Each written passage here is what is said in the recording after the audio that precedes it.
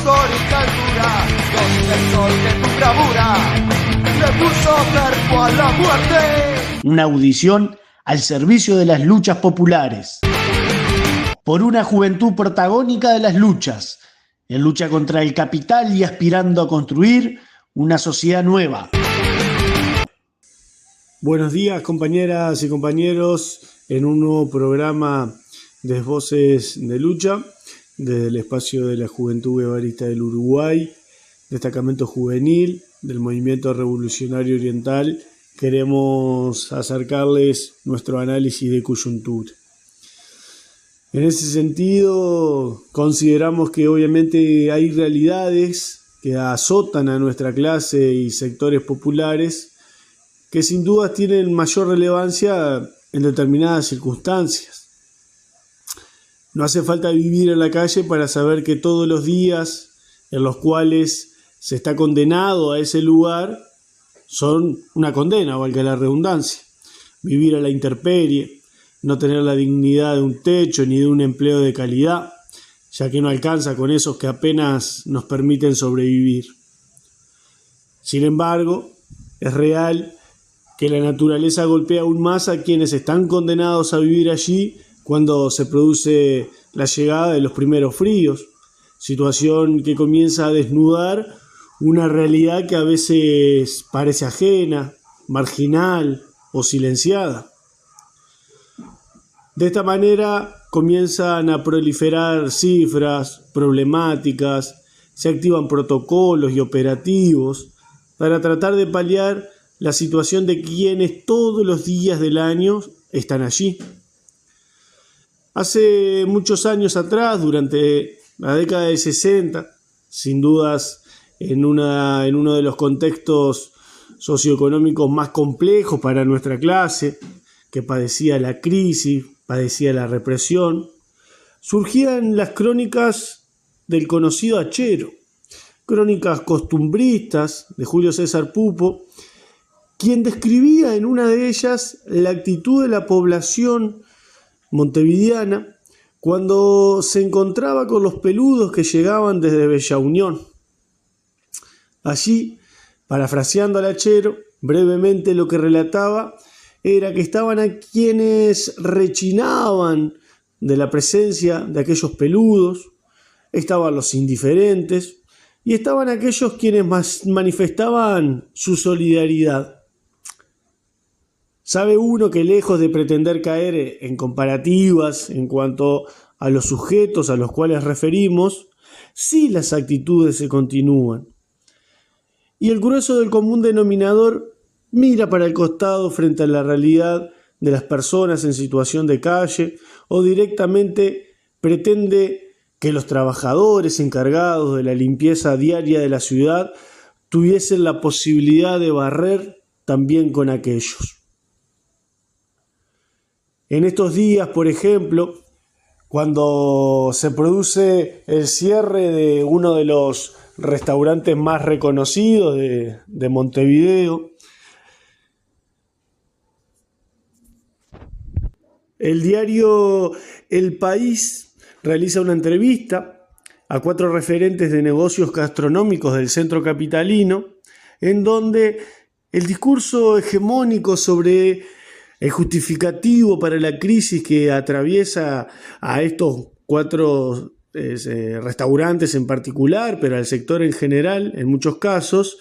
es ahincando el diente en el espectáculo que genera para la población, ¿sí?, que consume en aquellos lugares la gente que vive en situación de calle, lo cual, según los discursos que uno puede leer, no hace atractivo para las personas que se detengan en el centro. Estos discursos, a su vez, coinciden temporalmente con los esgrimidos por el exministro del Interior, Luis Alberto Heber, quien manifestó que la gente está siendo violenta porque no aguanta más que estén viviendo enfrente a su comercio, haciendo sus necesidades. Por lo que la propuesta de Heber es que vivir en la calle sea un delito y que las personas en situación de calle hagan trabajo comunitario. el mismo Heber manifestó que 1.300 personas no pueden estar llevando a generar el temor que se tiene en la sociedad uruguaya por esta situación que pasa en todo el mundo, pero no es excusa. Quien refiere a la palabra temor es el mismo que renunció al Ministerio del Interior luego de 2 años,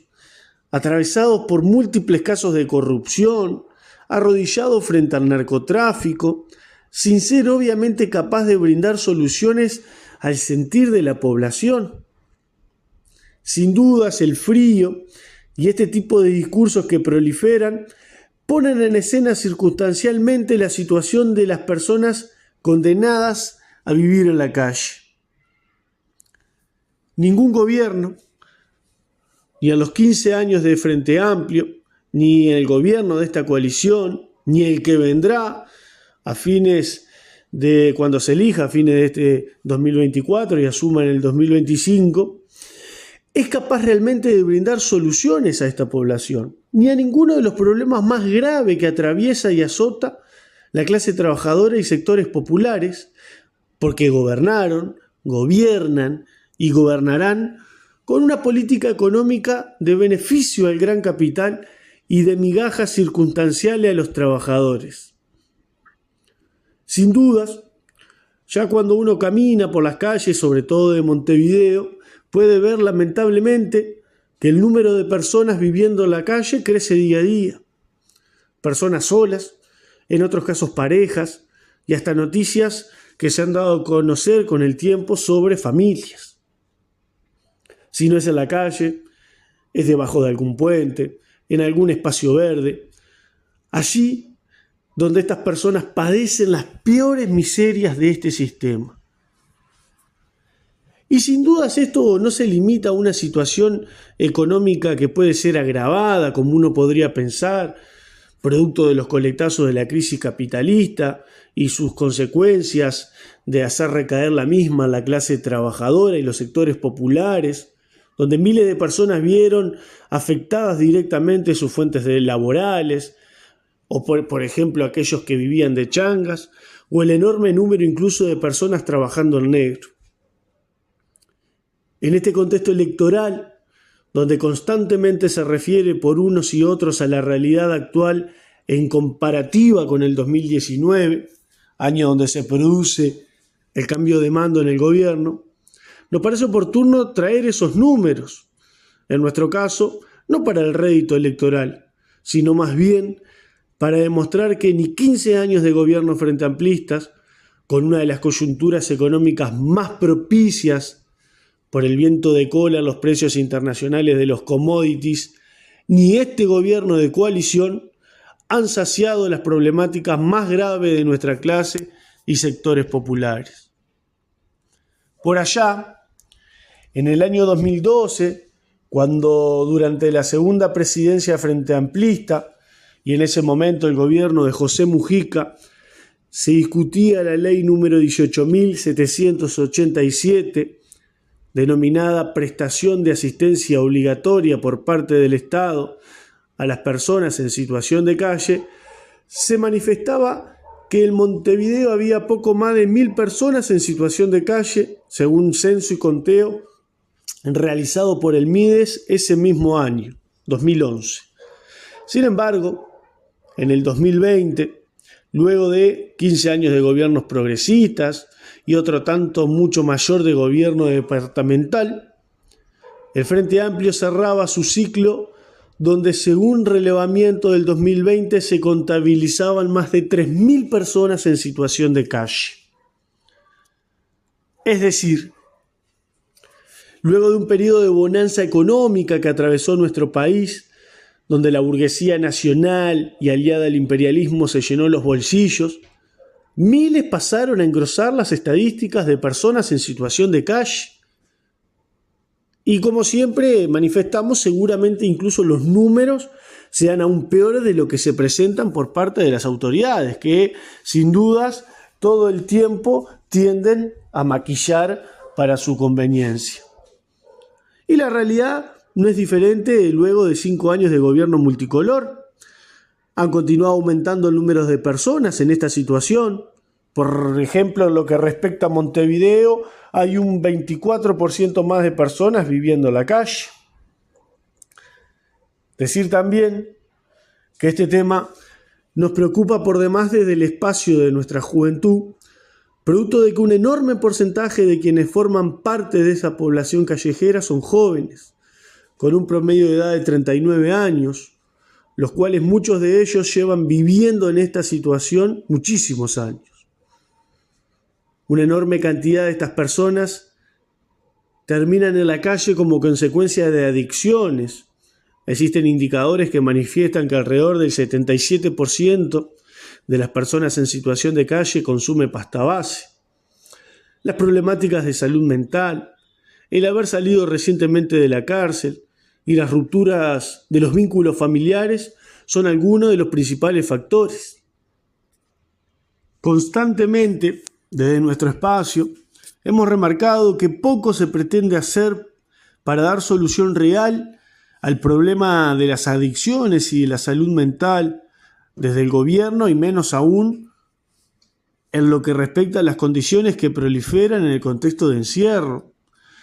donde semanalmente desde hace años se oye al comisionado parlamentario Petit denunciar una realidad que es intrascendente para las autoridades. Se denuncia la falta de más de 2.500 camas en las cárceles, obviamente con el hacinamiento como una realidad viviente, un ritmo sostenido en el aumento de la cantidad de personas en las cárceles. En 2020 eran 11.780 y en abril de este año 15.641, donde un enorme porcentaje que sale reincide al corto plazo, alrededor de un 70%, y un 62% tiene entre 20 y 34 años. Hace que se pase de vivir en un escenario infernal a uno no muy diferente, que es la calle,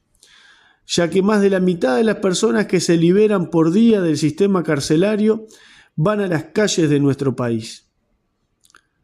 En este contexto no es muy difícil explicar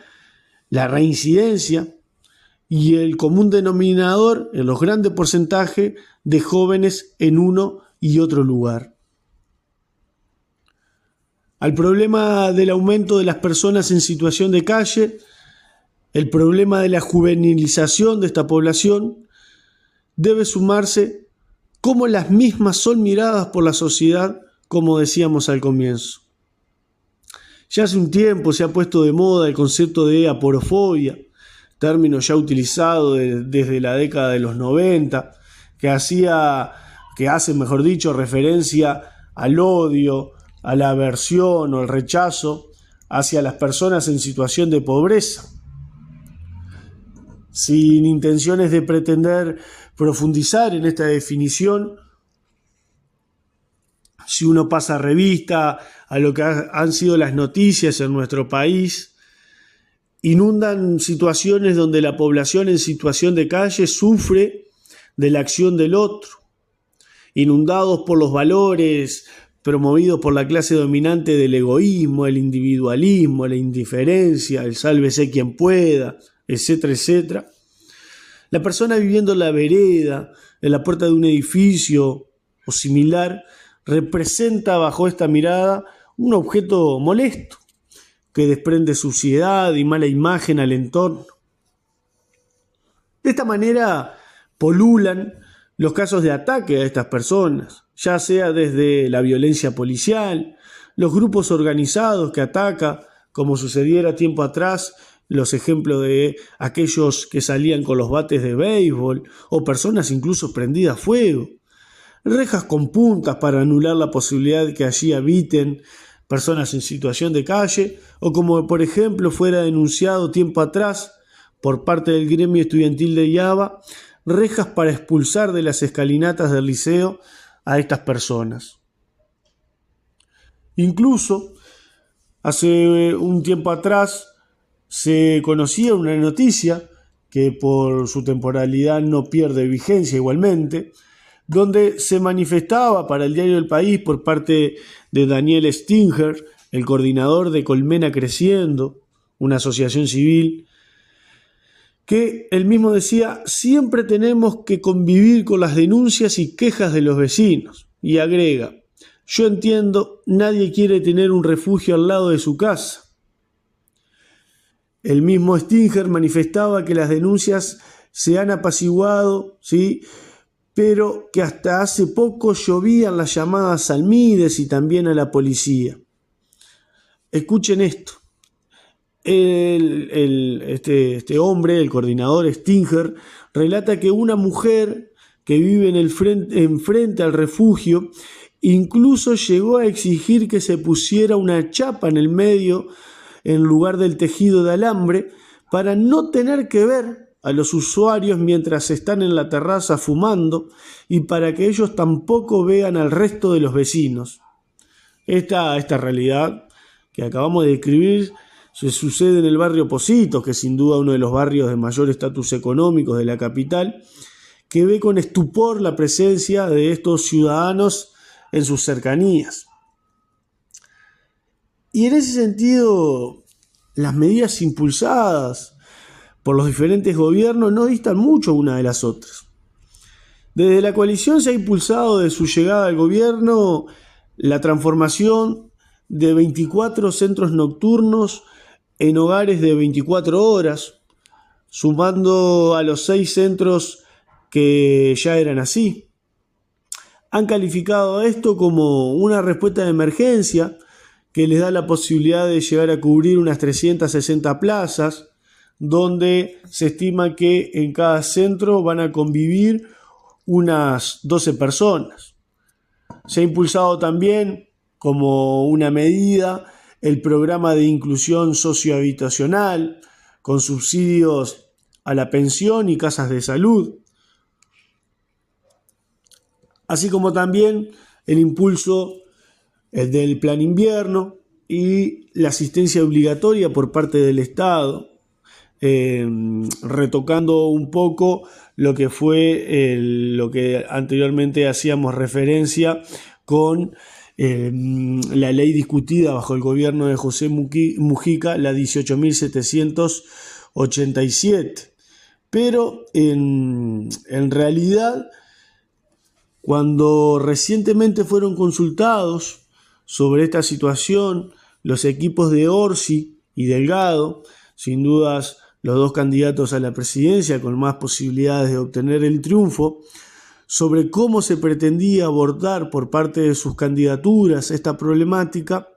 como era de esperar y como pasa en otros tantísimos casos, por no decir el grueso de aquellos de mayor relevancia, la coincidencia en la forma de afrontarlo estaba al orden del día. En el caso del candidato frente amplista, Yamandu Orsi, su equipo hizo referencia a impulsar un modelo de intervención llamado Housing First, que en español significa primero la vivienda. Y en el caso de Álvaro Delgado, el candidato del Partido Nacional y que seguramente lidere un próximo gobierno que se plantee de coalición, se promueve el programa Vivienda con Apoyo. Ambos candidatos proponen una solución a un problema que mientras fueron gobierno ni siquiera pudieron frenar, ya que durante los gobiernos frente amplistas aumentaron la cantidad de asentamientos. Es decir, Orsi propone que al problema de la situación de calle se lo enfrenta con la vivienda. Muy bien, durante 15 años de gobierno frente amplista hubo un aumento de los asentamientos a tal punto que fue un caballito de batalla del propio Lacalle Pou antes de ser elegido presidente con su promesa de asentamiento cero, lo cual obviamente sabemos que quedó en eso, como toda promesa de los políticos, ¿sí?, incumplidas, ya que incluso el Poder Ejecutivo tiene una proyección para el año que viene de una falta casi de 90.000 soluciones habitacionales. Es decir, la propuesta de dos de los futuros, de los candidatos, que seguramente entre Orsi y Delgado nos salga el próximo presidente de nuestro país es atender esta problemática promoviendo la vivienda. En ninguno de los dos casos, sus partidos, cuando fueron gobierno, lograron solucionar esta problemática. Todo lo contrario, siguió profundizándose la misma. En ese sentido, debemos decir que no se puede esperar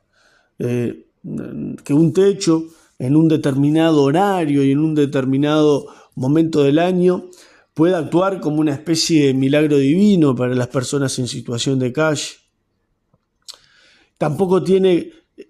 un enorme sentido aparentar brindar una ayuda profesional respecto a las adicciones cuando el negocio de la droga crece incesantemente con la complicidad policial, como los hechos objetivos han demostrado más de una vez. Aumentan las personas sin casas y las casas sin personas mediante la especulación inmobiliaria. No alcanza con estas políticas paliativas ni el asistencialismo que se pretende brindar por parte del Estado. La clase obrera, además de plantear las reivindicaciones inmediatas, que sin dudas tenemos que conquistar de forma inmediata para lograr satisfacer esta problemática, para lograr eliminar esta problemática,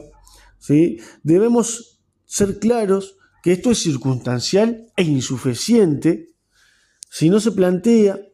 que el origen de nuestros problemas radican en el sistema capitalista y en la existencia de una clase social que nos explota y que nos oprime. Por lo cual, indudablemente nuestras luchas no deben ni pueden acotarse a la gestión o a los planteos reivindicativos, que indudablemente hay que hacerlos, son necesarios, pero estos deben ir acompasados también de planteos que sean superadores de los mismos. Les agradecemos, oyentes, por la atención prestada y nos volvemos a reencontrar la próxima semana.